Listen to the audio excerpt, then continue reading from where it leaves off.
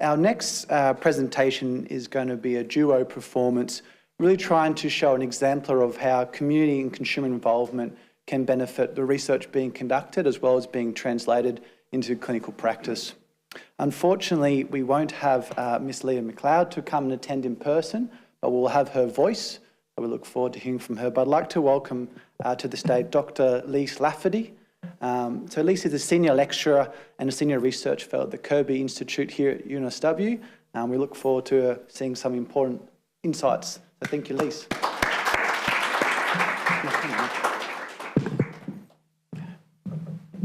Yes, I wasn't being rude by pulling my phone out right as my name was about to be announced. I've got Leah on speakerphone, who is devastated that she can't be here today, but I certainly cannot speak on her behalf, so it's really important that we have Leah present in some way. So I'm just going to click through to this ever important slide from Leah that says nothing about us without us. And Leah, I'm going to hand over to you now, and you're up against the microphone. Great, thanks very much, Lise. Sorry I can't be there. If you've seen my photograph, you know how gorgeous I am and that you're really missing out.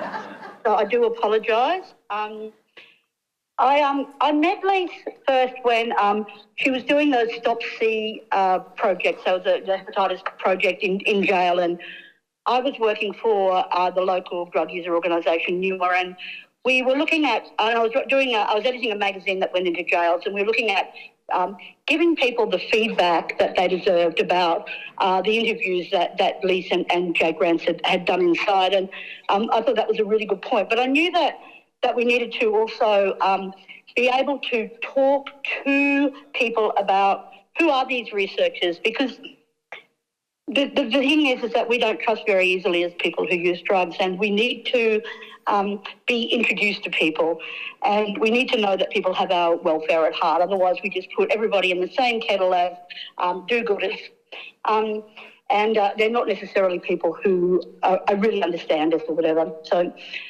I've been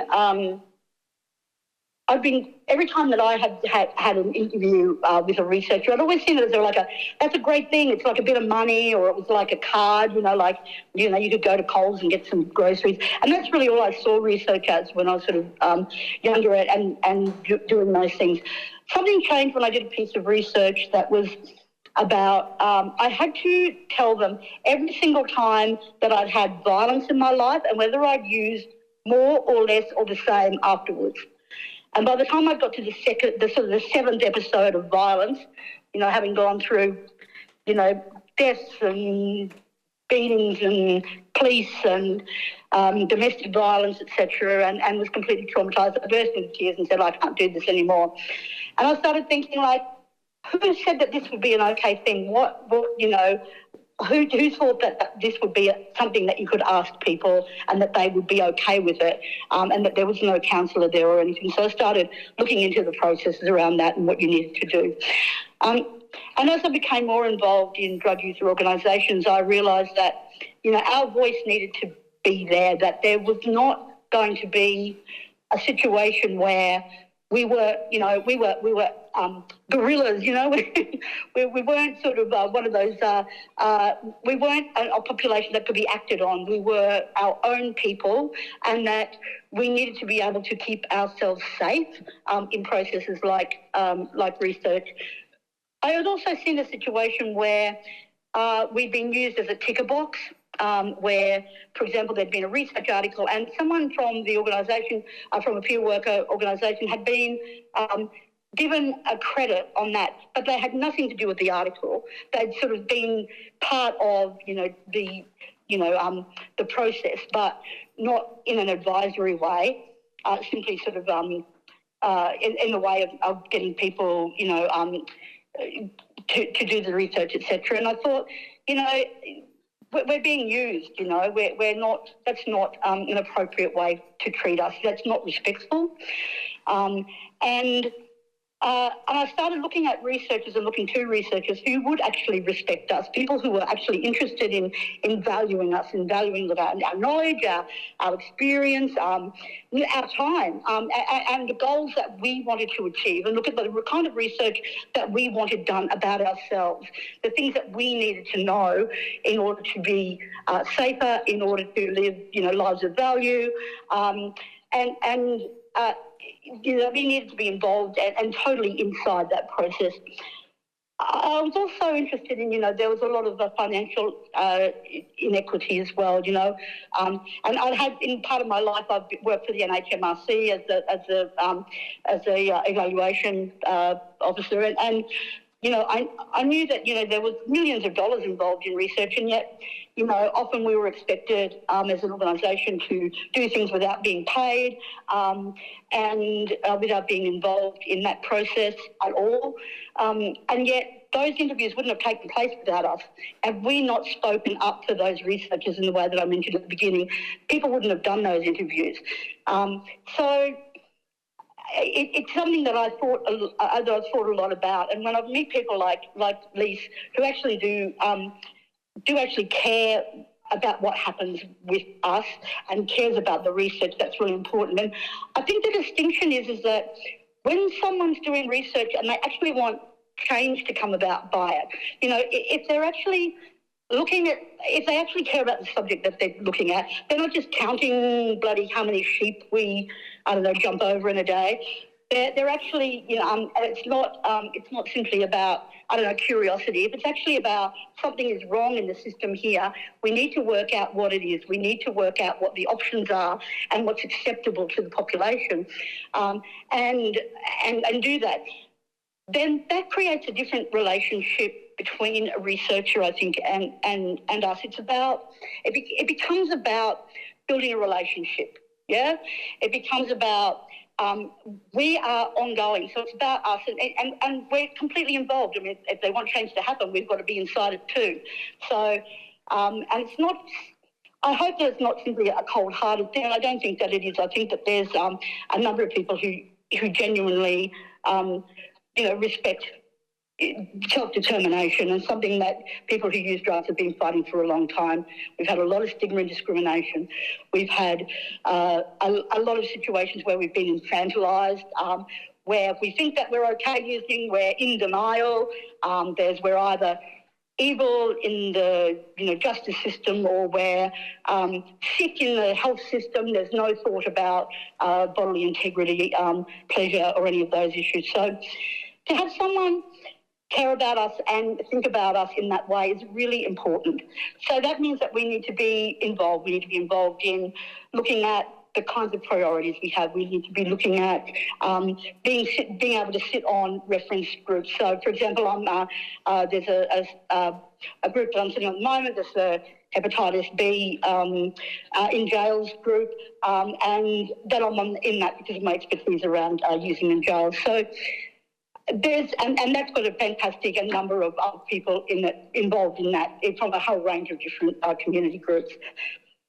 The article that I did with the original one with Lise and Jake was being able to report back to people about. It wasn't just an isolated interview, like in jail it's really boring. I don't know if you know that, but it's really, really boring. So if you have an interview, it's like people go, oh yeah, it's something to do, But to be able to encourage people to do that and just be able to get that message across that research actually matters, that this is actually evidence that we can take somewhere and have changes made for the things that we think need to change. So when we did that article, the first thing I did was talk to Jake and Lise about why do they do this? Why do you do this research? So I wanted to make them human, and I wanted to take them out of that do-gooder kind of phase. And I wanted people to understand that there were people out there that thought about them in a positive way that they've never met. They've never met, and yet these people have devoted their lives to thinking about them and researching them. And that was a really important thing. And that there would be, other things that would come from that, and that, so that they could think about research in a different way. And if you don't include us, that's never going to happen. You all know about Margaret Mead and growing up in Samoa and how they kind of blagged to her. Yeah, that can happen. It's like either we don't tell you the truth, we don't let you into our heart, we don't, we can't share with you what's really going on, so your research is useless. But worse, it's about human rights. It's about people's value as people. It's about our right to be able to speak for ourselves and not just be someone's subjects or minions or accountable sort of pieces of corn on a research paper. So I think there was a few important things then that come from that. Appropriate remuneration comes from that. The whole idea of cards, because we can't somehow handle money for ourselves. We'll just spend it on drugs. And yeah, sure as hell, when I got to the seventh thing about violence and whether I had whether I'd use more or less afterwards, I was certainly going to take that money and run and use it. But it's about respecting that we can do whatever the hell we want with that. And we're not children that you have to look after.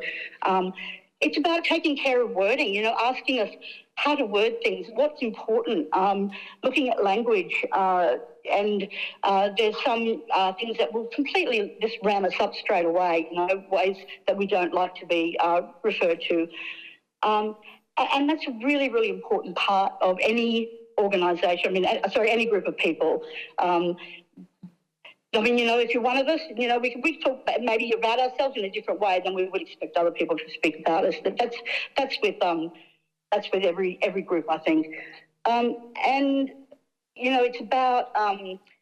It's about acknowledging that we're a key population for a whole range of issues. It's about addressing power. Looking about power, thinking about power imbalance, and really redressing that, and sort of thinking about, you're there with the money and the history and the backing and the university, and maybe you're talking to someone who hasn't had that kind of education and who thinks that if you use words or sort of complex words, that you're actually trying to make fun of them, or that you're trying to catch them out because that's the way they've been treated their whole lives. It's about thinking about that. It's about listening. It's about responding. It's about making changes by listening, and it's about showing that kind of respect, I think. And and there's more than that. As an organisation, I think it's really important that universities start, really taking responsibility, becoming like donors for events, for people who use drug networks, or offering them a primary research status, and having some of that money run through. It's about employing people with relative lived experience. If there's a large body of work that you're doing with a particular population group, why shouldn't you have someone from that group working as a researcher? The advisory committees I've talked about, it's whether there's project specific or whether it's a standing committee, it really doesn't matter. But it's about getting those opinions, but really hearing and really changing things from them. And it's about, having a really clear understanding around consent, confidentiality, being respectful, addressing, and making sure that there's not any stigmatising feature within that. And then, of course, it's about delivering that feedback, making sure that people know what's happened with it, and that their opinion has been valued. It hasn't just been a few minutes and that's been thrown away. But that it's really fun when you read a research project that you go, oh, I said that.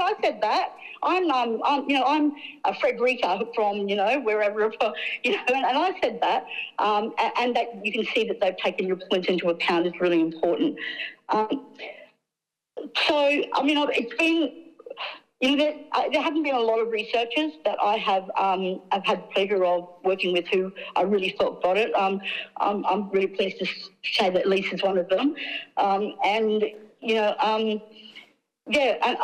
just think that I just would really like, I guess this is an urge, it's a call to action, that if you are working with any organisations, any sorts of communities, that you make sure that they're at the centre. you know, right at the centre. I mean, even I'm working for Input at the moment, the international one. You know, we have UNSW who has created community advisory groups in you know, sort of in countries who have trained up researchers that when they go into the field and do researches, they have people who take the notes. They have people who are actually research assistants in that area. So, yeah. Sorry, Lise, I hope I haven't spoken over forever, but thank you. And if you have any questions or anything else, please tell me. Leah, that was beautiful. Thank you so much. I think we're saving questions for later, so we're gonna get to have the speakerphone experience again. I'm just going to briefly talk about a couple of things, and it was really cool just to hear Leah just now, because I do prison research, and as you can imagine, it's really hard to engage with, I don't know what word we want to call it, but you know, people with lived experience, and it's really hard to figure out a way to get findings back to the people that you've been doing the research with. And so I got to reach out to Leah, who was running this magazine at the time, and I said, oh, you know, can we put some findings in there? And she took it next level, and I had no idea. And doing that interview and figuring out, you know, why do I do this research, and who am I, and what's the point of me in this? It was really quite powerful for me to have those reflections as well. So it really had that flipped experience of, you know, well, what are you doing? What's your purpose here? And having to think that through. And Leah, I never told you this, but in one of the prisons that I went out to Wellington Correctional Centre before this article, when I was doing my PhD and I was doing interviews there, and I'd found out that somebody was taking this magazine, Insider's News, in one of the wings, and they were using it to teach literacy to other people in prison. So this is a really powerful magazine for use in prison. And the other thing I just wanted to touch on is, I don't know about you, but the work that I have done, and particularly in prison, but being able to connect with people from community with lived experience in the work that you're doing can be really hard. And it's not like you can just ring up some organization and go, hi, this is me. Do you have anyone I can talk to? Because that just feels awkward.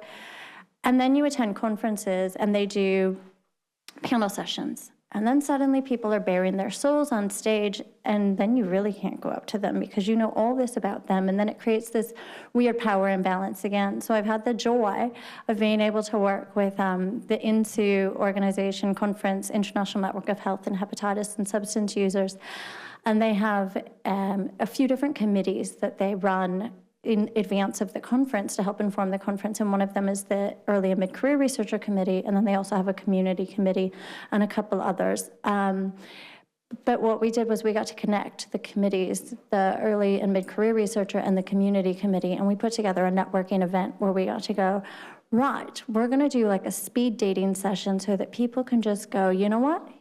Here are the EMCRs, and here are folks with lived experience. Line up, speak to each other for a few minutes, move along. And it's a catered event. And so this was in 2022 that we started, and it's now going to be in its third year this year. It's been integrated into the conference. We intentionally run it at the end of the community day and the evening prior to the conference. And it really helps give those connections throughout the event so that people who may be new, who EMCRs who don't know anybody, they've suddenly got people to connect with, but they've got people with lived experience, and lived experience go, oh my God, you know, researchers aren't that intimidating either. And we're all freaking terrified trying to connect with people in this space, and it just, I hope, is a way to equalize. And we've had some great feedback from both groups who attend that event. So I'm gonna end there. Thank you, everyone. I'll call you back, Leah.